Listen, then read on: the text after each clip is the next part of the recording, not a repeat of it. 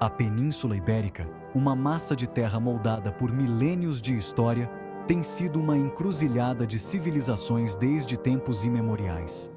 Este território, com suas paisagens variadas e recursos abundantes, atraiu inúmeras culturas ao longo dos séculos.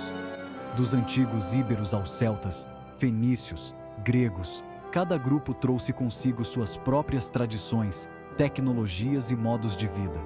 Cartagineses, romanos e visigodos, todos eles contribuíram para a rica tapeçaria cultural da região. Cada vaga de migração deixou uma marca duradoura na terra e no seu povo, influenciando a arquitetura, a língua e as práticas sociais. Esta rica tapeçaria de culturas lançou as bases para o surgimento de Portugal, uma nação forjada nos fogos da conquista, reconquista e um espírito inabalável de independência. A mistura de influências culturais ajudou a moldar a identidade única do país. No século VIII d.C., a Península Ibérica estava sob o domínio do reino visigótico, um povo germânico que havia abraçado o cristianismo, mas enfrentava divisões internas e pressões externas. Estas tensões internas enfraqueceram a sua capacidade de resistir a invasões. Esta vulnerabilidade abriu caminho para que um novo poder emergisse do sul, o Califado Omíada, que viu uma oportunidade de expandir seu território. Numa campanha rápida e decisiva, os Omíadas conquistaram a maior parte da Península Ibérica por volta de 718 d.C., estabelecendo um domínio islâmico que impactaria profundamente a paisagem cultural e política da região durante os séculos seguintes. A influência islâmica trouxe avanços significativos em várias áreas do conhecimento. Este período, conhecido como a Era Dourada Islâmica na Península Ibérica, viu um florescimento da arte, ciência e filosofia em Al-Ándalus, nome árabe para os territórios governados pelos muçulmanos. A convivência de diferentes culturas e religiões gerou um ambiente de grande criatividade e inovação. No entanto, os reinos cristãos no norte permaneceram inconquistados, agarrados à sua fé e tradições. Estes reinos tornaram-se bastiões de resistência contra o domínio islâmico. Isto preparou o cenário para séculos de conflito e intercâmbio cultural, conhecido como a Reconquista cristã da Península Ibérica. Este período foi marcado por batalhas épicas e alianças estratégicas.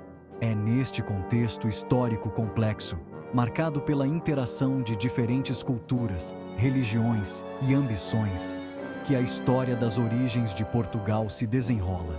A fusão de influências diversas criou uma sociedade rica e multifacetada. Das cinzas do reino visigótico e do cadinho da Reconquista, uma nova nação surgiria, destinada a deixar a sua marca no palco mundial. Portugal emergiu como um reino independente, pronto para explorar novos horizontes e influenciar o curso da história global. A Reconquista, um processo histórico multifacetado que abrangeu quase 8 séculos, não foi um movimento unificado, mas sim uma série de alianças e conflitos mutáveis. Este período de intensa atividade militar e política moldou profundamente a história da Península Ibérica. Os reinos cristãos do norte, movidos pelo desejo de recuperar as suas terras perdidas e impulsionados pelo zelo religioso, avançaram gradualmente para sul, conquistando terreno a Al-Ándalus. Cada vitória e cada derrota alteravam o equilíbrio de poder na região. No canto noroeste da Península Ibérica, um conjunto único de circunstâncias daria origem ao Condado Portucalense, o precursor do Reino de Portugal.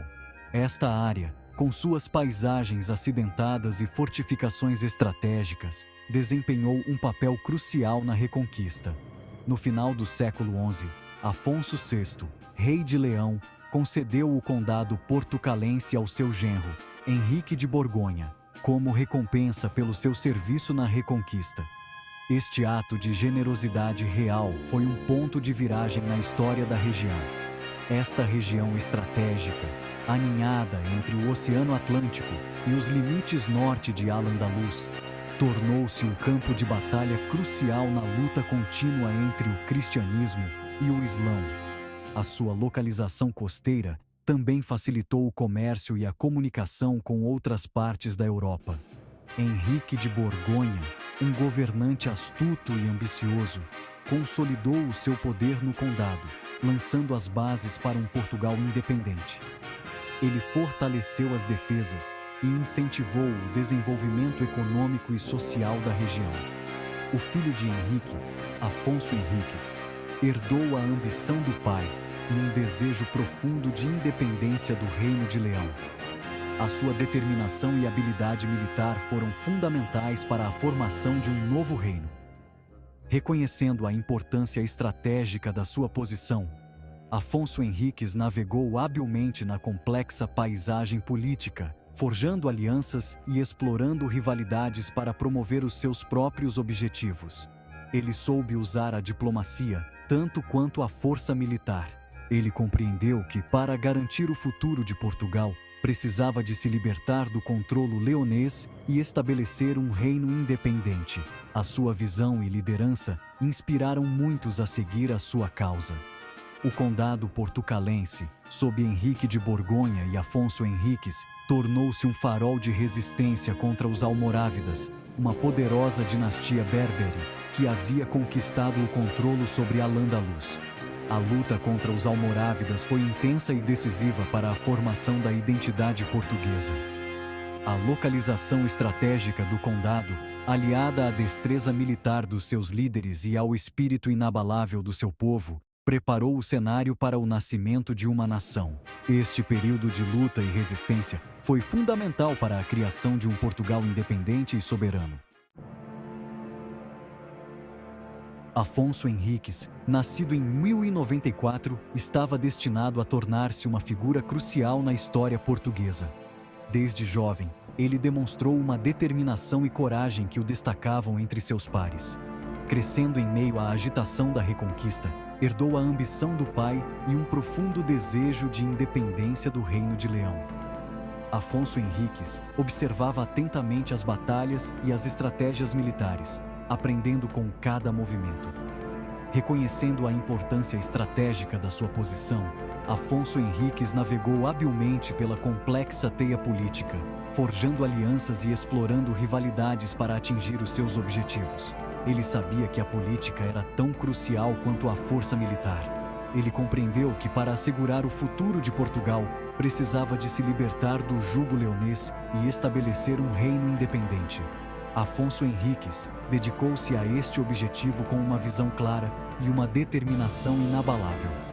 Em 1128, na Batalha de São Mamede, Afonso Henriques confrontou as forças da sua própria mãe, que pretendiam manter a subserviência portuguesa a Leão.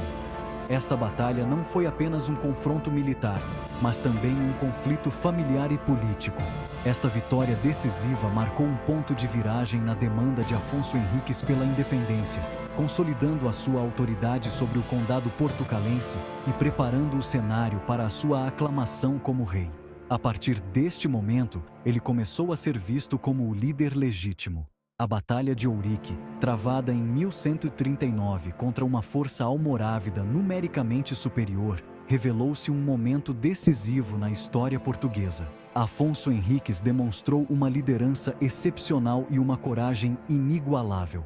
Embora os detalhes exatos da batalha estejam envoltos em lendas, a vitória de Afonso Henriques foi incontestável, solidificando ainda mais a sua pretensão ao trono e alimentando a crença de que ele fora divinamente escolhido para conduzir Portugal à grandeza.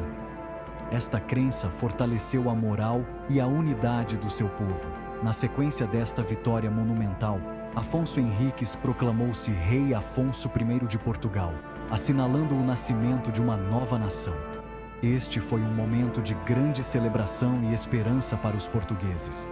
No entanto, o reconhecimento por parte dos reinos vizinhos, particularmente Leão, mostrou-se evasivo. Afonso Henriques enfrentou muitos desafios diplomáticos e militares. Seriam necessários anos de diplomacia, alianças estratégicas e novas vitórias militares para que Afonso Henriques assegurasse a tão arduamente conquistada independência de Portugal.